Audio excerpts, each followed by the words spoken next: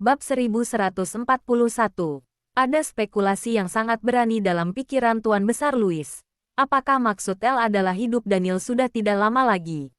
Saat pikiran ini berkelebat di dalam otaknya, wajah Tuan Besar Louis memucat dan melihat ke sekelilingnya. Detak jantungnya pun mulai tidak beraturan. Sepertinya El tidak pernah melepaskan dendam antara keluarga Moore dan keluarga Wollens. Ia pasti mengutus orang untuk diam-diam mencelakai Daniel. Hal ini sama sekali tidak boleh disepelekan. Jangan sampai menyeret keluarga Louis dalam masalah ini. Tuan Besar Louis mengelus dadanya, lalu segera naik ke atas untuk mencari Duke. Duke sedang berada di kamar dan menelepon teman-temannya untuk memberi tahu mereka bahwa dia akan segera menikah. Teman-temannya pun merasa gembira untuknya. Di antara temannya itu ada yang merupakan salah satu pemegang saham proyek Stadion Paris. Setelah mendengar Duke akan menikah, dia masih tersenyum sambil berkata, pantas saja Presdir Daniel mengundang beberapa pemegang saham untuk bertemu di Taman Luke Hills. Tapi kamu tidak. Aku pikir, apa telah terjadi perseteruan di antara kalian? Ternyata karena kamu akan menikah ya. Kamu pasti tidak bisa datang karena sibuk menemani calon istrimu kan? Daniel menyuruh kalian berkumpul. Apa dia ada membahas tentangku? Dia ada mengatakan alasannya. Duke merasa sedikit tidak tenang. Apa karena dia sudah bersama dengan Tracy? Jadi Daniel ingin mengundurkan diri dari proyek ini. Jika Daniel mengundurkan diri, maka proyek ini harus ditunda. Dari mana dia mendapatkan uang yang begitu banyak untuk mengisi kekurangan itu? Tentu saja karena masalah proyek. Kenapa? Kamu tidak tahu. Beberapa hari ini aku di negara Emron untuk mengurus urusan pernikahan. Meski merasa tidak tenang, Duke tetap percaya pada Daniel. Dengarkan Daniel saja terkait urusan proyek. Dia lebih berpengalaman dariku.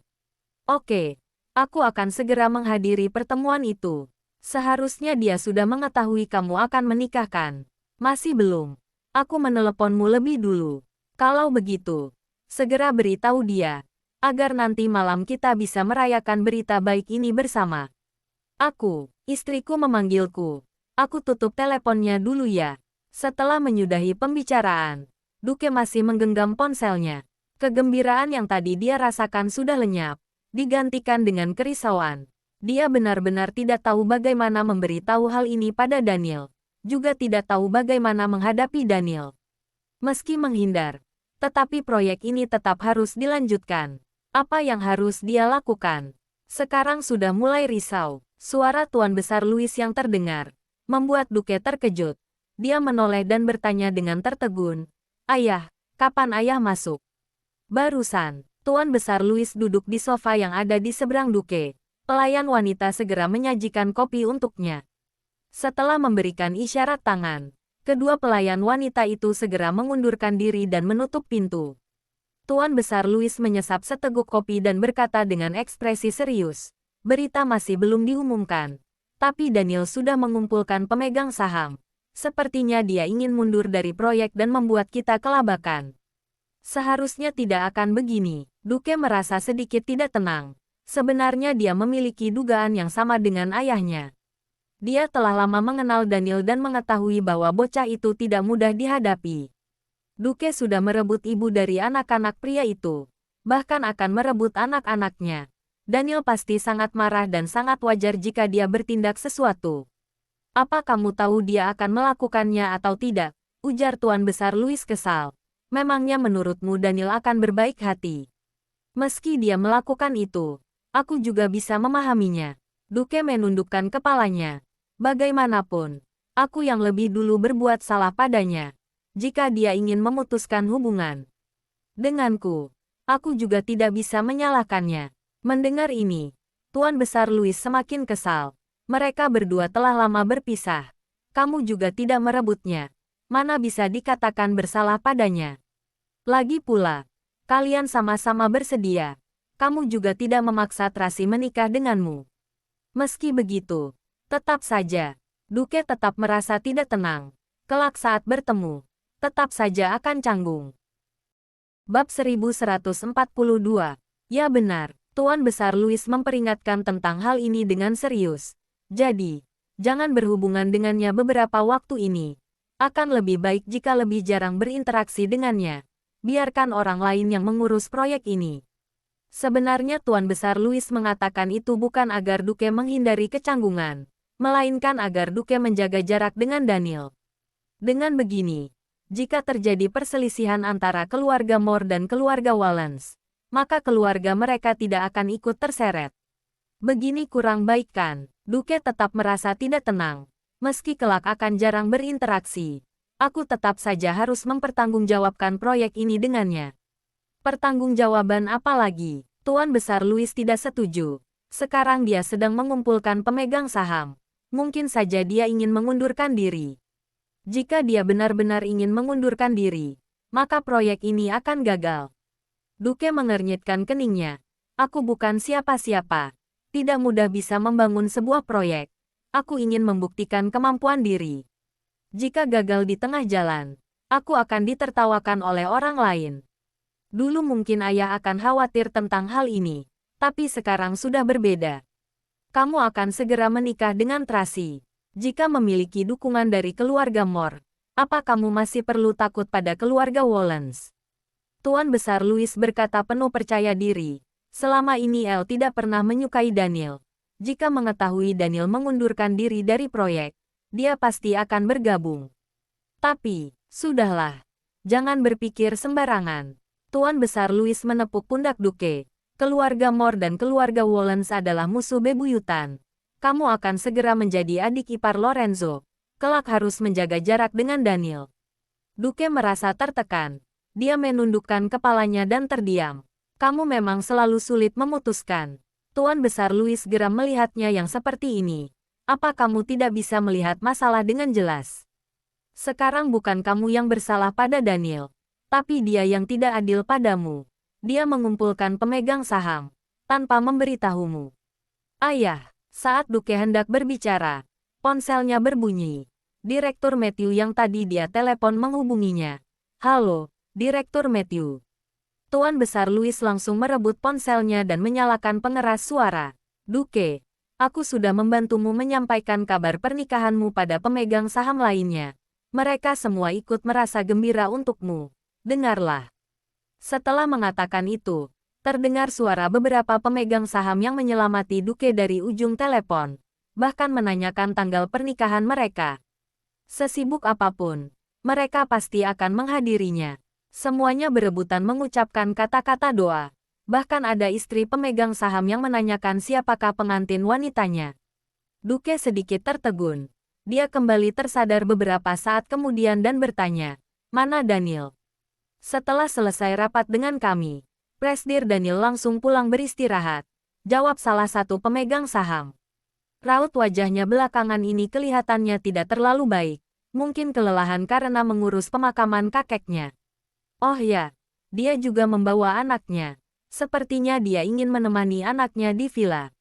Duke, Direktur Matthew mengambil ponsel itu kembali dan berkata, "Aku sudah memberitahu kabar pernikahanmu padanya. Dia memintaku menyampaikan ucapan selamat untukmu. Juga memintamu mengabarkan tanggal pernikahan kalian." Mendengar perkataan ini, perasaan Duke mulai sedikit tegang. Ia buru-buru bertanya. Dia mengatakan apa lagi? Dia tidak mengatakan apapun lagi.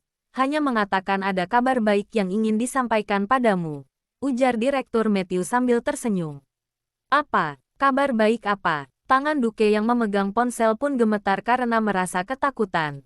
Dia merasa, kabar baik, ini seharusnya adalah kabar buruk. Presidir, Daniel menambahkan dana proyek Stadion Paris kita. Jadi kita sudah bisa memulainya lebih awal tanpa perlu mengumpulkan dana lagi. Kapan kamu kembali ke Paris?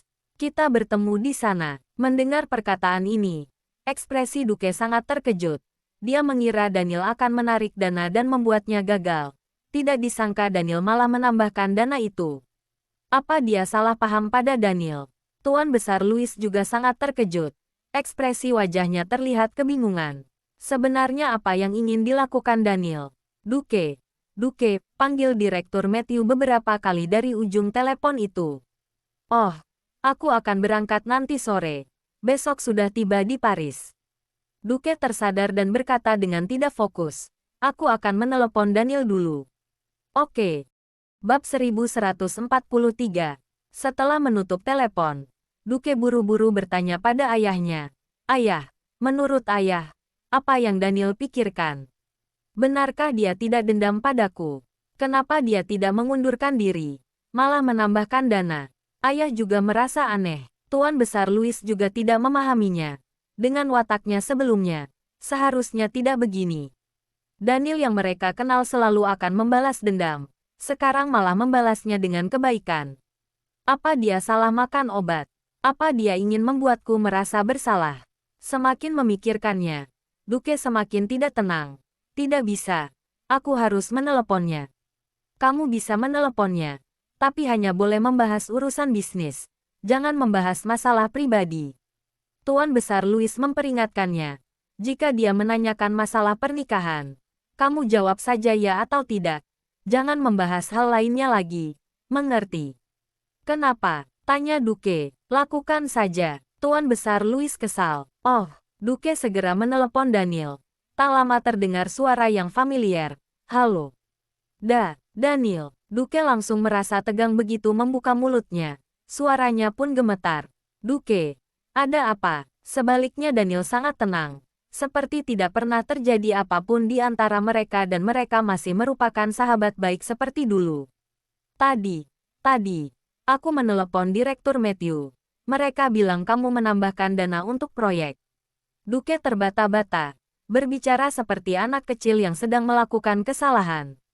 Tuan Besar Louis yang melihat dari samping benar-benar dibuat kesal. Ya, jawab Daniel. Lalu melanjutkan dengan nada datar. Ini adalah proyek pertamamu. Kamu harus melakukan yang terbaik. Perlihatkan hasil yang baik, agar keluarga kerajaan bisa melihatnya. Mendengar perkataan ini, Duke terharu hingga matanya basah. Di saat yang sama, dia juga merasa sungkan dan malu. Tuan Besar Louis mengernyitkan keningnya. Dia berpikir di dalam hatinya. Sebenarnya apa yang diinginkan Daniel? Apa sedang memainkan trik? Seharusnya mereka sudah memberitahumu kan. Nanti mereka akan ke Paris untuk menemuimu. Segera pilih tanggal untuk memulai proyek ini. Ya, aku mengerti. Lalu kamu? Belakangan aku sangat sibuk. Aku akan mengutus Winnie untuk menghubungi kalian terkait hal detailnya.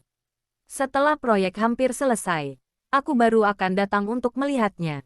Kalau begitu, begini dulu saja. Aku mau pergi menemani Charles. Sebelum Duke sempat menyelesaikan kata-katanya, Daniel sudah mematikan telepon. Selama pembicaraan ini, Daniel berada di posisi yang dominan. Duke sama sekali tidak memiliki kesempatan untuk menyampaikan pemikirannya. Juga tidak sempat membahas tentang pernikahannya. Setelah telepon ditutup, Duke malah semakin tidak tenang. Dia semakin merasa bersalah. Dia merasa bersalah pada Daniel. Ia tidak hanya merebut wanita yang dicintai oleh Daniel, malah berpikir yang tidak-tidak tentang Daniel dengan pikiran piciknya. Sedangkan Daniel sama sekali tidak menyalahkannya, malah membantu dan mendukungnya. Ini pasti trik Daniel. Kamu jangan sampai tertipu, ujar Tuan Besar Louis mengingatkan. Daniel bukan orang yang mudah dihadapi. Tidak perlu membahas bagaimana perasaannya terhadap Tracy. Asalkan ada orang yang mengincar hal yang dia inginkan, dia pasti tidak akan menyerah begitu saja. Ayah, jangan mengatakan hal buruk tentang Daniel lagi. Duke sangat marah. Dia begitu baik padaku. Kenapa ayah berkata seperti itu tentangnya? Duke, sudahlah. Aku mau istirahat. Duke mendorong ayahnya keluar kamar dengan kesal, lalu menutup pintu dan mengambil ponselnya. Dia tidak bisa menenangkan hatinya untuk waktu yang lama. Di saat yang sama, Taman Luke Hills di kota Bunaken. Daniel duduk bersandar di kursi sambil melihat Charles yang sedang bermain bola di lapangan. Tampak cahaya rumit dari dalam sorotan matanya. Sudah diperiksa. Ryan buru-buru mendekat dan melaporkan dengan suara rendah. Nona Tracy memang sudah menyanggupinya. Tapi sampai saat ini masih belum diumumkan. Sepertinya akan segera diumumkan. Bagaimana dengan keluarga Moore? Tanya Daniel. Lorenzo memiliki musuh di mana-mana, baik di dalam maupun di luar. Dia sedang kebingungan. Mungkin dia menyetujui pernikahan ini karena ingin memberikan jalan keluar lain untuk Nona Tracy. Bab 1144. Ekspresi wajah Daniel terlihat rumit setelah mendengar perkataan ini. Sepertinya Lorenzo benar-benar memperlakukan Tracy dengan sangat baik. Benar, ujar Rian perlahan. Aku mendengarnya dari Naomi. Meski Lorenzo sangat tegas pada Nona Tracy, sebenarnya dia bermaksud baik. Daniel tidak berbicara. Dia hanya menurunkan tatapan matanya dan berpikir, apakah Tracy menyanggupi pernikahan ini demi Lorenzo? Dia sangat memahami bahwa Tracy tidak memiliki perasaan apapun pada Duke. Kenapa bisa setuju pada pernikahan? Dia tidak mengerti. Saat mendengar kabar itu, Daniel langsung merasa sangat tertekan. Meski sudah lama mempersiapkan mental, saat benar-benar menghadapinya, ia tetap saja merasa tertekan. Dia selalu berharap Tracy akan tidak rela, ragu, berontak dan menolak karena memikirkan hubungan mereka. Tetapi itu hanya angan-angannya saja. Anda jangan terlalu khawatir. Sekarang masih belum diumumkan. Mungkin hanya disanggupi secara lisan saja. Belum tentu terjadi. Rian menenangkan dengan suara kecil. Maksimal 3 jam dari sekarang, kabar itu akan diumumkan. Daniel menyipitkan matanya dan menatap cuaca mendung di luar. Sejak Tracy pergi, kota Bunaken terus diguyur hujan. Setiap hari selalu mendung, membuat perasaan menjadi sendu. Hanya saja Charles tidak merasakannya. Dia tetap berlatih sepak bola setiap hari dengan gembira. Sekarang akhirnya saya mengerti alasan Carlos menyuruh Charles berada di sisi Anda. Ujar Rian menatap punggung Charles yang gembira sambil menghela napas. Lihatlah betapa gembiranya dia. Karena menemaninya setiap hari, suasana hati Hartono menjadi lebih baik. Ya, muncul senyum di bibir Daniel. Dia bersiap untuk bermain sepak bola bersama Charles. Tapi baru saja berjalan beberapa langkah, dia mulai merasa kepalanya pusing dan berputar. Tuan Daniel, Rian segera bergegas memapahnya. Apa Anda baik-baik saja? Lebih baik Anda beristirahat di kamar. Rian memapah Daniel ke kamar. Ia hendak menelepon Lily, namun dihentikan oleh Daniel. Sekarang aku sedang berada di Taman Luke Hills. Apa kamu ingin semua orang mengetahuinya? Tapi, tetap saja tidak bisa terus seperti ini. Rian panik.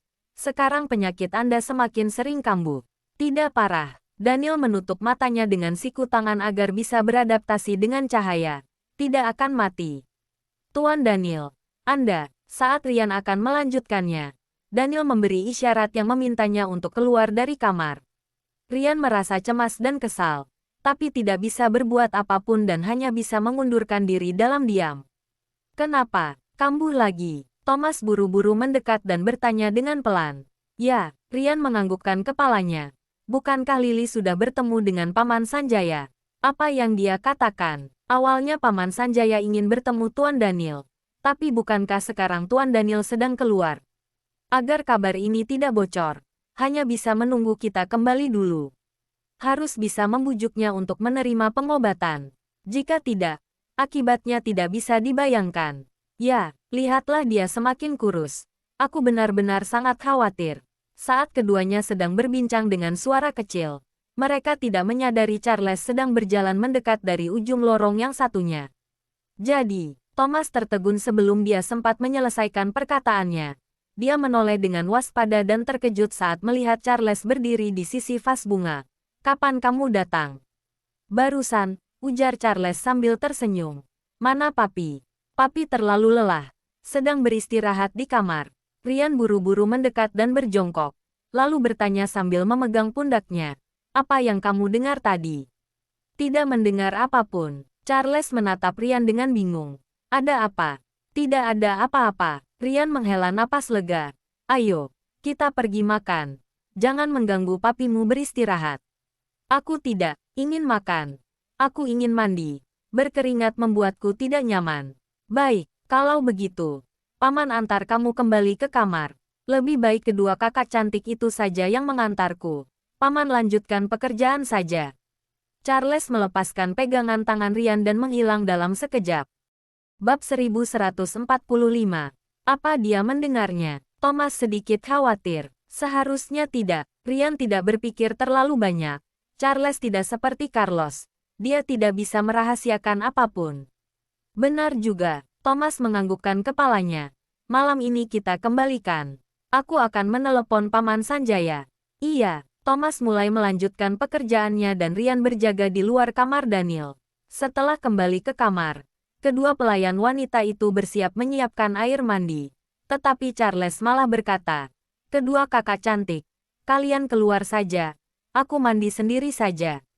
"Hari ini kenapa? Bukankah biasanya kamu senang kami membantumu mandi?" tanya pelayan wanita itu sambil tersenyum. "Aku sudah besar. Tidak boleh membiarkan kalian terus-menerus membantuku mandi." Charles sedikit sungkan. "Hehe." Charles sudah bisa merasa malu. Pelayan wanita yang satunya tersenyum. "Duh, wajahku sudah mulai merah." Charles bermanja sambil memegang wajah mungilnya. "Aku sudah lapar. Kalian bantu aku menyiapkan makanan saja. Aku mau makan setelah selesai mandi." "Baik, kami akan menyiapkannya sekarang." Setelah kedua pelayan wanita itu pergi, wajah Charles langsung terlihat muram. Dia segera menelepon Carlos melalui jam tangan pintarnya. Setelah berdering lama, panggilan itu baru diangkat. Suara Carlos masih terdengar mengantuk. "Ada apa, Charles?" "Kak Carlos, papi mungkin sakit." Suara Charles sedikit terisak. "Tadi aku baru saja mendengar Paman Thomas dan Paman Ryan berbicara. Mereka ingin membujuk papi berobat." "Papi kenapa? Sakit apa?" ujar Carlos buru-buru bertanya. "Aku juga tidak tahu. Tapi aku merasa belakangan papi semakin kurus. Semangatnya juga tidak sebaik dulu." Hidung Charles terasa perih dan matanya sudah basah. "Kak Carlos, bagaimana ini? Apa akan terjadi sesuatu pada papi?" "Aku takut. Kamu jangan panik dulu. Cari tahu dulu papi sakit apa." Carlos lebih tenang. "Mungkin hanya flu dan masuk angin saja. Atau papi tidak bersemangat karena mami membawaku dan Carla pergi. Menurutku, tidak seperti flu. Papi tidak beringus, tidak bersin, juga tidak demam. Kalau begitu, kamu harus cari tahu papi sakit apa. Lalu beritahu aku, ini adalah tugas barumu." "Oke, aku akan segera mencari tahu." "Ya, masih ingat yang kuajarkan padamu. Saat menghadapi masalah harus tenang. Jangan panik. Ingat, tadi aku juga melakukan seperti itu. Jadi Paman Thomas dan Paman Ryan tidak mencurigaiku." "Baguslah jika begitu. Jangan panik. Selama ini kesehatan papi sangat baik. Meski jatuh sakit, juga tidak akan parah. Tapi, kamu harus mencari tahu dulu. Lalu beritahu aku. Mengerti?" "Iya." Setelah menutup telepon, Charles yang teringat nasihat Carlos langsung kembali bersemangat. Karena merasa tanggung jawabnya sangat besar. Sedangkan Carlos yang ada di ujung telepon itu tidak bisa tidur lagi. Dia tahu, pagi tadi saat Tuan Besar Louis datang mencari maminya, Tuan Besar Louis pasti sudah mendapatkan apa yang ia inginkan. Jika tidak, tidak mungkin ayah dan anak itu begitu gembira saat pergi tadi. Di saat seperti ini, papi malah sakit. Bagaimana ini? Saat sedang memikirkan ini, tiba-tiba terdengar suara ketukan pintu dari luar. Lalu terdengar suara Tracy. "Carlos, kamu sudah bangun." Carlos buru-buru beranjak dari ranjang dan membuka pintu. Raut wajahnya langsung muram saat melihat Tracy berdiri di luar dengan pakaian glamor. "Mami mau pergi kemana?" "Mami mau pergi ke perusahaan sebentar." Tracy membungkukkan tubuhnya dan berbicara sambil memegang wajah Carlos. "Nanti setelah bangun tidur siang, kamu temani Carla bermain sebentar. Lalu jam 3 sore, harus sekolah Ontimeya." "Ya." Carlos menganggukkan kepalanya. "Bukankah mami tidak perlu mengurus urusan bisnis dalam negeri grup Mor? Kenapa tiba-tiba pergi ke perusahaan?" "Ada sebuah konferensi pers yang harus mami hadiri," ujar Tracy singkat. "Mami sudah harus pergi. Kamu harus patuh di rumah ya. Jika butuh sesuatu, cari Kak Paula dan Bibi Lani." "Mami." Carlos menarik lengan baju Tracy. Dia sudah bisa menebak konferensi pers apa itu. Dia tidak ingin maminya menghadirinya. Tetapi setelah teringat perkataan papinya untuk tidak ikut campur, dia pun melepaskan tangannya. "Sudah tidak apa. Mami pergi saja."